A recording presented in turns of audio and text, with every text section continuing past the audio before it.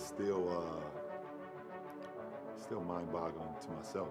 Um, because I've set out goals throughout my whole career. I wanted to be Rookie of the Year. I wanted to be an MVP in this league. I wanted to win championships, be an All-Star. I wanted to lead the league in assists, make all defensive team, defensive player of the year. I've never said I wanted to lead the league in scoring, or for sure never said I wanted to be the all-time leader in scoring. That's never been like a dream of mine, and to sit here and actually be on the brink of it happening, it's pretty crazy. The thing that jumps out at me is the company. To know what Kareem did throughout his career.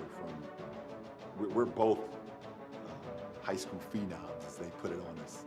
And then to the next level, it was like, okay, these guys are the saviors or wherever they go. And Kareem went to UCLA first and won multiple national championships, and then got to the NBA, was in Milwaukee, and then with the Lakers, and myself going to Cleveland. It was like, you guys at 18, 19 years of age, you guys are the faces. And for me to be in the company with such a prominent, dominant force like Kareem was, it's an honor. Recently than I did when I was a kid. When I was younger, I grew up in the era of like the fadeaway sensation that MJ kind of started, or the crossover sensation that Allen Iverson created, or the no-look pass. That J-Kidd and actually Magic kind of had. But I never toyed around with the skyhook unless you were playing a game of horse. You're playing a game of horse, you mess around, see if you could get one, not thinking that your friend would be able to make it, and things of that nature. But I never. Basketball. For sure. It's the most unguardable shot weapon that's ever been created. And I think why it's the greatest and most untouchable shot is because normally you get other guys that either try the move and perfect it even more, or you got guys that just emulate it and do it as well like the guys before them. There's never been nobody else who's ever even come close to even trying to emulate it. Is it just too hard? I don't know. Maybe because it's not a popular looking shot. And everyone wants to be cool these days, and they don't be doing the skyhook all game. But it is unguardable. But at the end of the day, we're part of a franchise that's so historic in the game of basketball. That means so much to so many people, not only here in Los Angeles but all over the world. That it just makes sense. It's kind of weird how the stars align. And the fact that I'm sitting at the brink here and being a part of this franchise with so many greats, with Kareem, with Kobe, with Shaq, with Magic, Jerry West, Wilt Chamberlain, Elgin Baylor, so on and so on, the list goes on. It's just an honor for me, a kid from Akron, Ohio, to be in Los Angeles. Me and my friends and my mom always talk about we from the lower LA. We call ourselves lower LA, now we in the big LA now. So we go from lower Akron to Los Angeles, and it's just an honor for me to be part of that. If it was somebody else that was doing it, I would be looking at it just like you, Mike, and be like, that's insane. That's insane for one individual to be on the brink of being the all-time scorer in NBA history, and also top 5 all-time in assists. And he's not a point guard.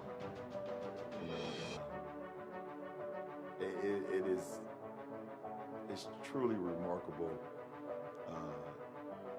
for that to be accomplished. But it makes it weird for me when I think, dang, it's actually me who's doing it. That makes it weird on me. But you carry that equation all your life. For sure. I've always got a kick and a joy out of being able to bring the ball up or get the ball and be able to assist my teammate and seeing them score. I've always had a joy from that, even when I first started playing the game of basketball in my little league. It was something that's always been a pride and joy of mine, to be able to pass the ball and make everyone feel just as important as the first guy getting off the bench or the first guy that started. It was never a goal, it was never a journey. The stressful part for me is competing every single day to try to bring home the Larry O'Brien Trophy, and how you trust the process along the way. Try not to get frustrated along the process throughout each season, but still keep the main thing.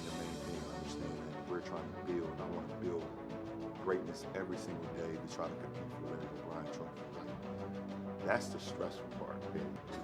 Some patience you maybe didn't know you had. A lot of patience. Challenging, but I'm 10 toes down. So I understand that once I show up to work, once I show up to, the job description, and that's being a leader of the ball club every single day, there's no opportunity, there's no slight for me on what my mindset is. My mindset is how we can be great today, and how we can maximize today for either the next game, for the next road trip, for the next film session, for the next practice, for the next bus ride, plane ride.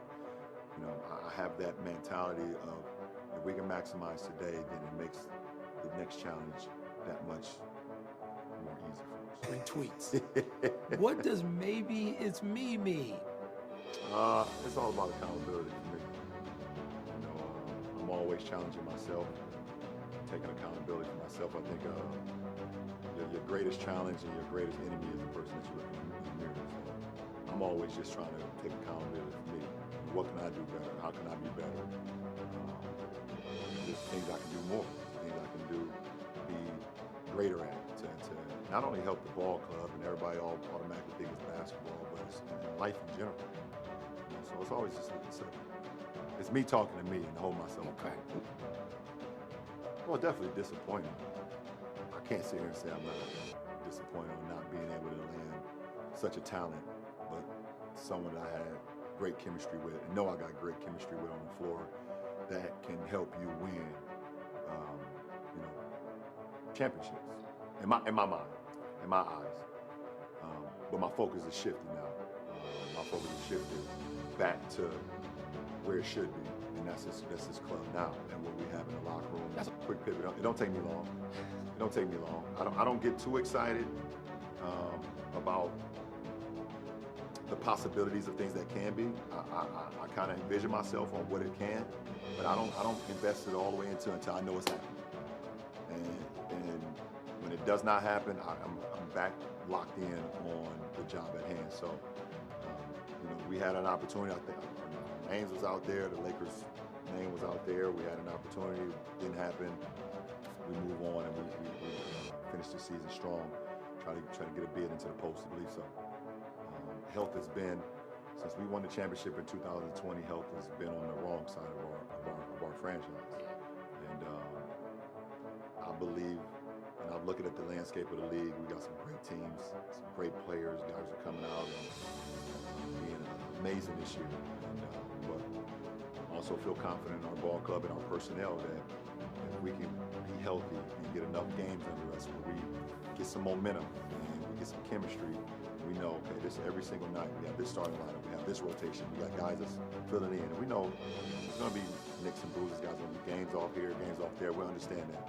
But for the majority, if we can be healthy going down the late stretch of the season, what's the limit? What's the limit? I don't know. I hope I don't know. I hope I never see it. But it's what the job description requires of me.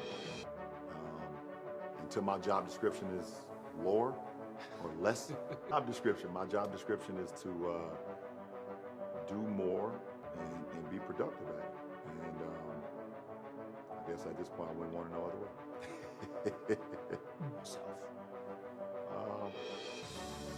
I would say I do. There's occasions out on the floor.